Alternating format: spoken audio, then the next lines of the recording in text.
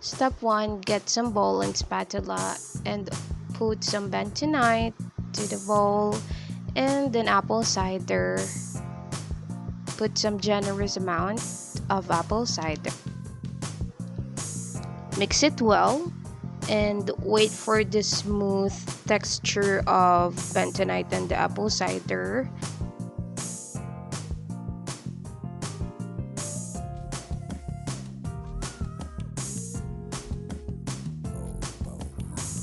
Like this.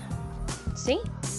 And now second step, we're gonna put the bentonite around your face, all over your face, including your eyebrow, but not the eyes.